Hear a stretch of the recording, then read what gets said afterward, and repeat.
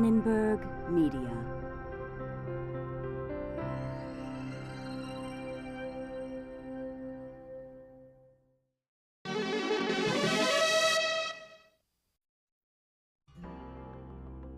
What can psychology tell us about where the processes of the mind are located within the structure of the human brain?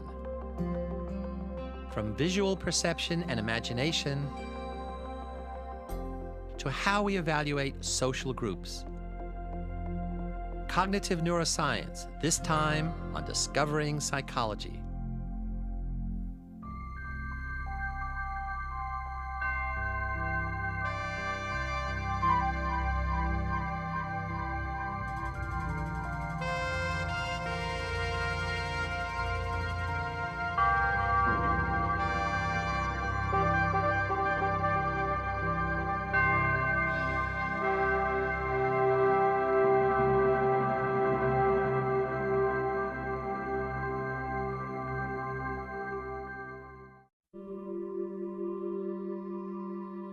In 1848, one man's misfortune began psychology's long journey into the mystery of the human brain.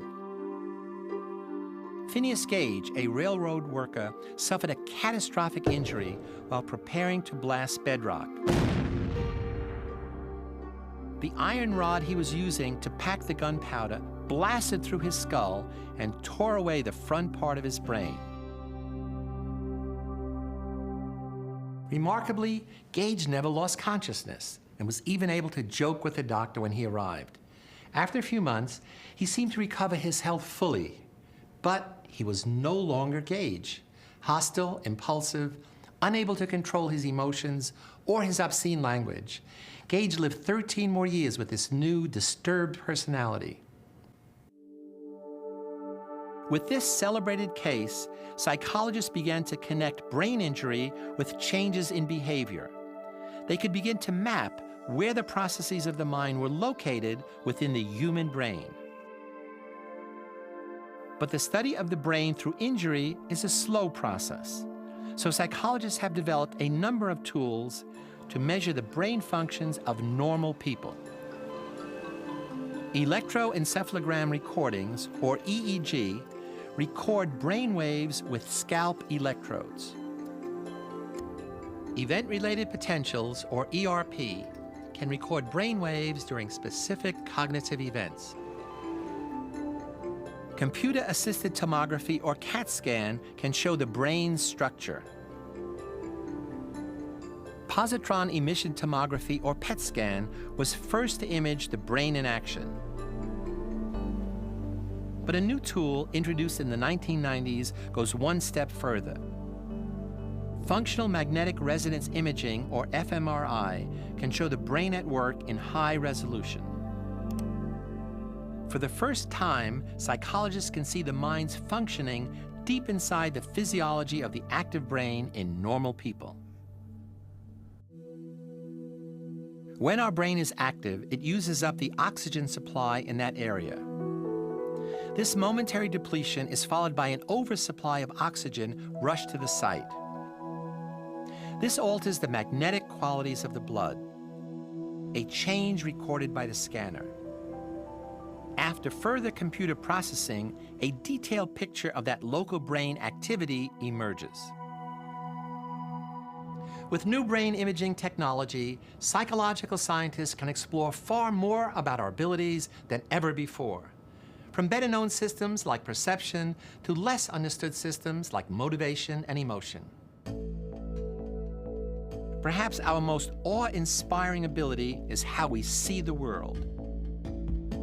Vision is so complex, about 40% of our brain is devoted to it. Decades of human and animal studies have revealed what is happening in the early stages of vision. Light energy converted to neural signals travels from the retina to the thalamus. Then these signals move to the back of each hemisphere of the brain, to an area called the primary visual cortex. It is this area that researchers are beginning to explore with fMRI. David Heeger has studied some of the specialized functions of this visual center. of the neocortex, pretty much the back third, is involved in some way or another with visual processing. The primary visual cortex, which is also called V1, is the first receiving area in visual cortex that receives that information coming from the eyes through the thalamus, and that's right along here and rolls over a little bit onto the back side right there. And from there, the neural signals fan out to a whole bunch of other visual areas of the brain. In fact, there may be as many as 40 distinct visual areas in the cortex of the brain. And some of these visual areas record what we see almost photographically, a process called retinotopic mapping. Animal studies show how this works. In a monkey brain, visual neurons were chemically treated to turn dark. After seeing this wheel-like pattern, the monkey's brain recorded the image, seen here in a section of its visual cortex. This representation of the physical world is the starting point for further visual processing. So, as I'm looking out here in front of me at some object, I need to know a lot of things about that object. I need to know how far away it is. If it's hurtling toward me, is it small enough that I can reach out and catch it, or do I have to duck and get out of the way? I might want to know something about what color it is, whether it has a texture on it or not. With fMRI, Higa can observe visual processes at work at the back of the brain. Here we're going to look at an example of how different areas of visual cortex are specialized for different kinds of visual functions. On the top, you're seeing a flickering checkerboard here that's alternating with a blank gray screen, and a pattern of randomly positioned white dots that are first moving, then stationary. The bottom two panels are showing visual cortex responding. On the bottom right, in response to the flickering checkerboard, you see activity in V1, primary visual cortex. On the bottom left, you're seeing activity in the same place, but you're also seeing activity here in the right hemisphere and over here in the left hemisphere, visual area MT, that's very specialized for visual motion processing. The visual areas funnel information to two higher processing regions. The parietal cortex helps us determine where things are in space, so we can grab, duck, and navigate. And the temporal lobe helps us to determine what kinds of objects we are looking at. Nancy Kanwisha of MIT is studying a portion of the temporal lobe where we recognize a high-priority object, the human face. What we usually see is a little patch of brain in the back in the right hemisphere. Mine is right about in there someplace on the bottom surface of the brain, that produces a much stronger signal when the subjects look at faces than when they look at anything else. All you need to do is lie there, hold still, real still, and look attentively. This brain activity occurs across a wide range of faces. Front views, side views, line drawings, cartoon faces, even cat faces all produced a very strong response. But was it really whole faces that were creating this effect, or just parts of faces? One of the things we've been concerned with is to argue that it really is faces per se that this area responds to, rather than, say, two little dots or curvy lines or other kind of simpler descriptions of features that may be present in faces but may not themselves be faces. So if you look at this image, most people can't tell what that is.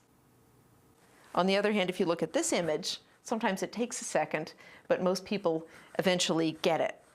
This is actually the same image. So it's not just the curves or dots or angles in the image, because they're the same. It's the same image. It's whether you perceive a face in the image or not.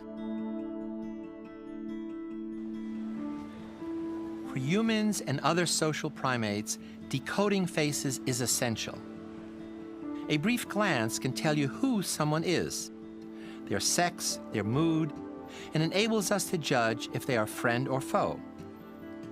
Repeated processing of faces over time may actually feed back to change the structure of our brain.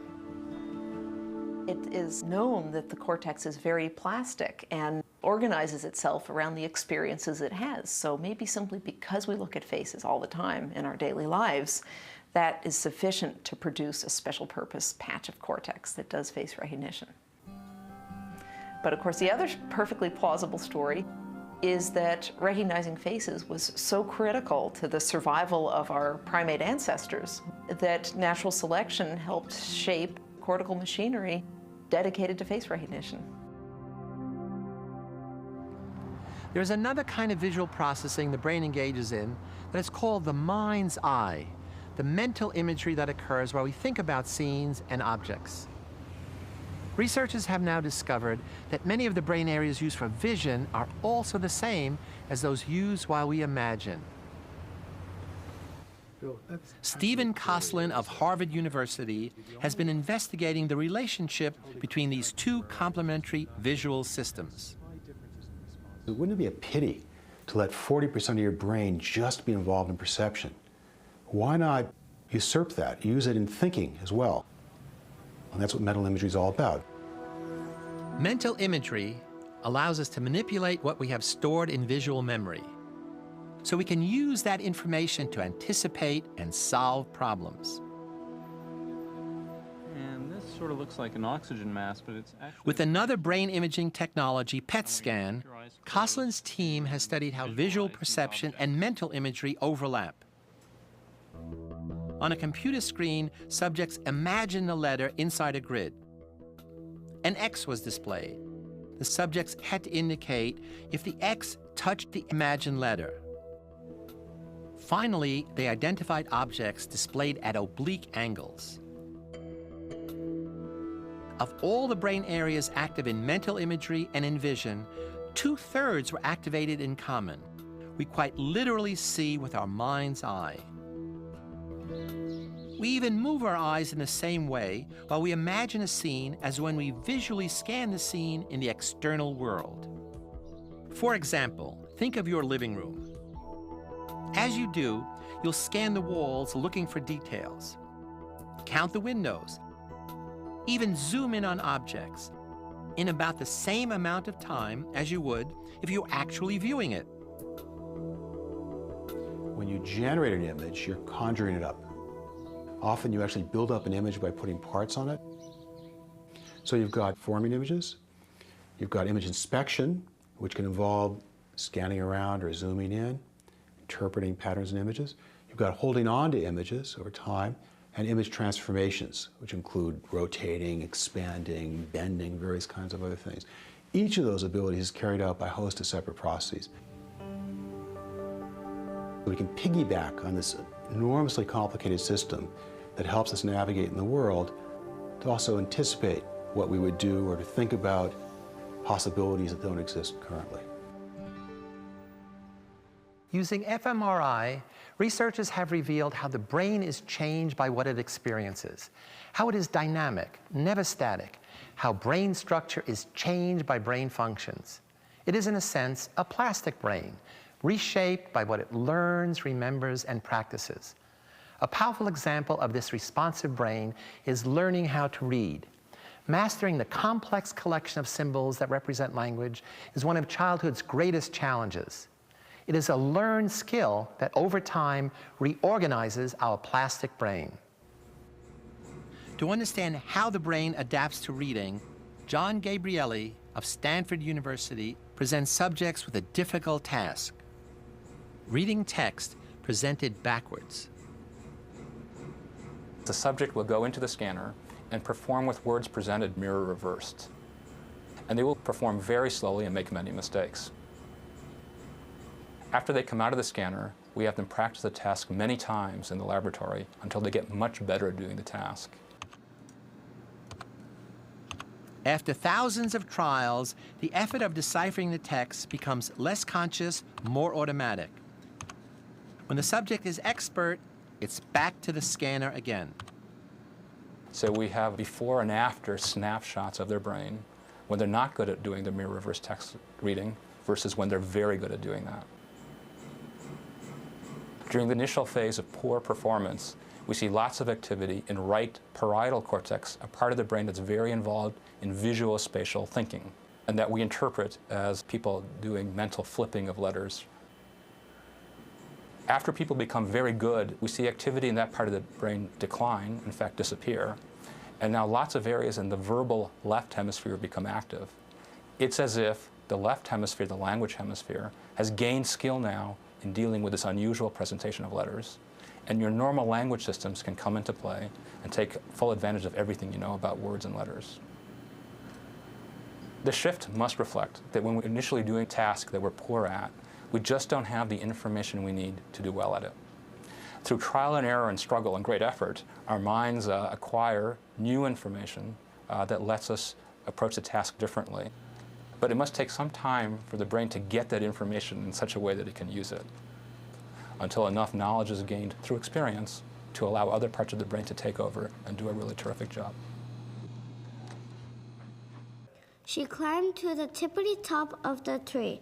Gazing out on the world, she sobbed, "Where could Mom be?"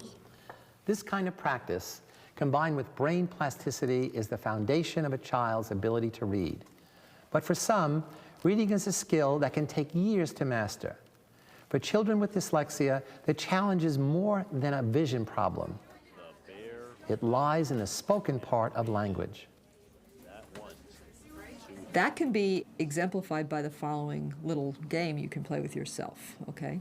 How do you say the word plate without the first sound, the first phoneme, p? And the answer to that is late.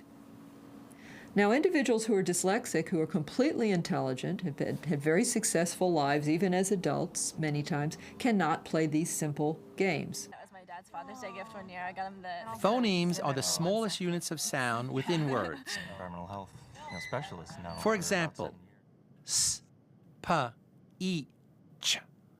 All together form the word speech. Speech.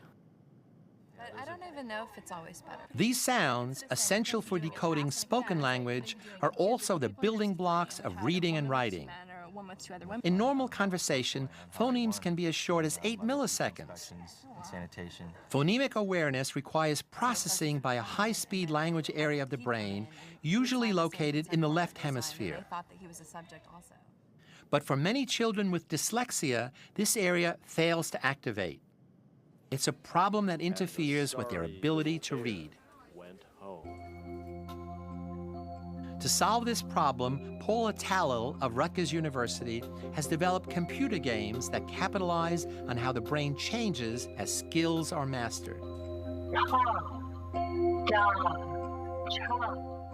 The computer slows and amplifies the phonemes enough for a child to hear and process them. Through thousands of reward-driven trials, the games teach the skill of decoding phonemes. For kids, it's just plain fun. Each individual playing these games are getting a completely one-on-one, unique experience. Mouse click by mouse click, minute by minute, which would be very, very difficult to duplicate even with the best teacher or therapist.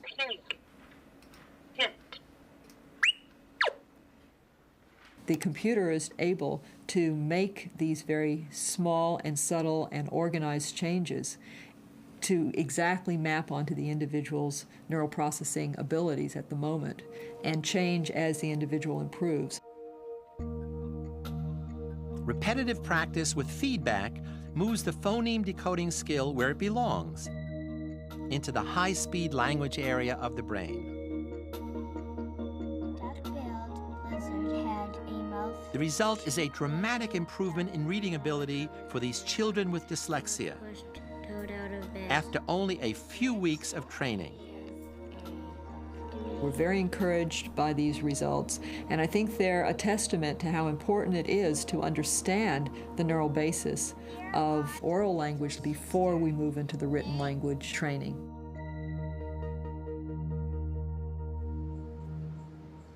From vision and brain plasticity, researchers have moved into exciting new areas with fMRI-based investigations. One is the study of social influences on the brain.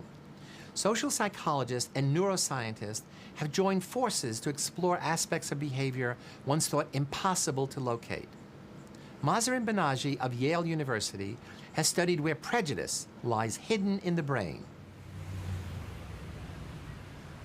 The human mind is incredibly adept at learning very quickly who sits where, what fits with what. The question that's of interest to us is, once you've learned that association, once you've learned that fact, how are you going to use it in judging a person about whom you may not know very much at all?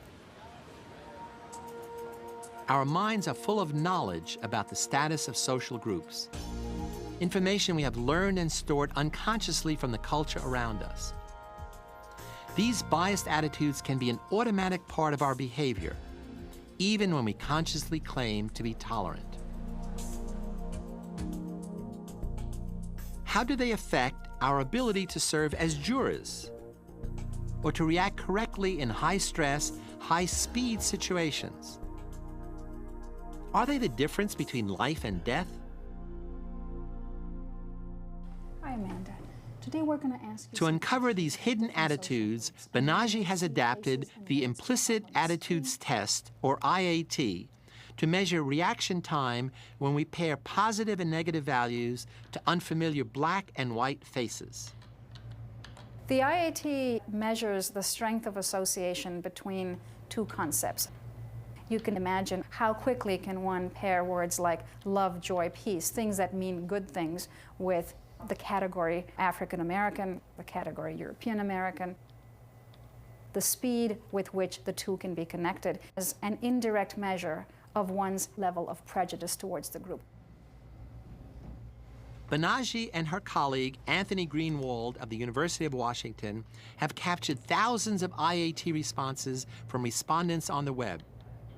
These data have yielded some expected and also unexpected results. White Americans show what we might call an in-group preference. That is, they show a swiftness to associate white with good and black with bad. African Americans show an interesting pattern. On average, they show no bias. About half the African Americans who take this test are showing a pro-black preference. That is, they're faster to associate black with good than white with good. But the other half are showing quite the opposite. They're showing a fast association between white and good, even though they're black. And this raises the question of the importance of culture.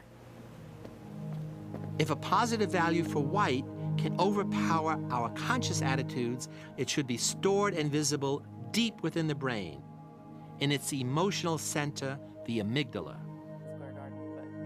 To see if her IAT results correlated with amygdala activity, Banaji turned to neuroscientist Liz Phelps. When you learn something in the environment, fearful or negative, the amygdala will become involved. So we would expect, if the amygdala is important in emotional learning and memory in general, that it would also be important in learning about the evaluation of social groups and the emotional properties that we assign to social groups. First, white participants were tested for an external indicator of amygdala response.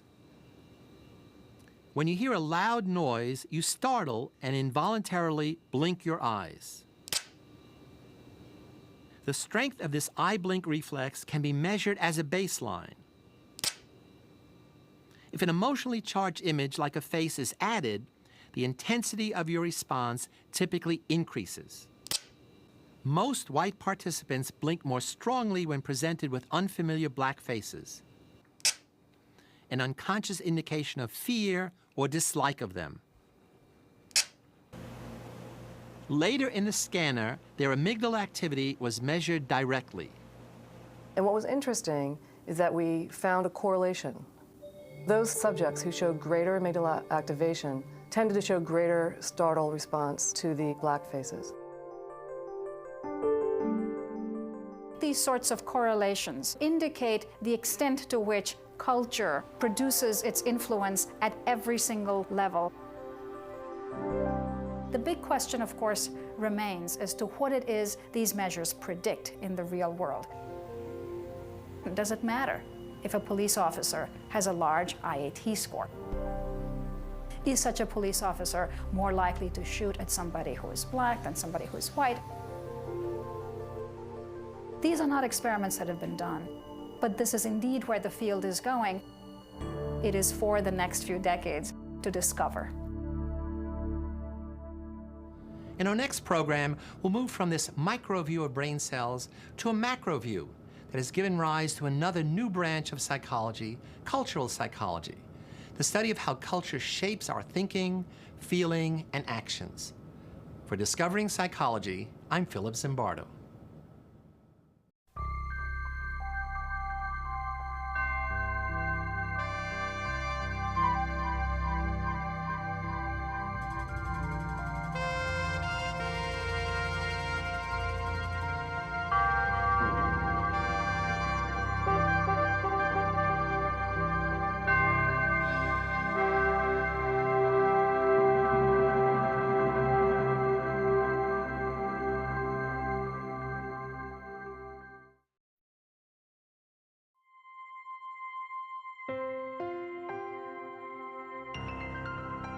Annenberg Media.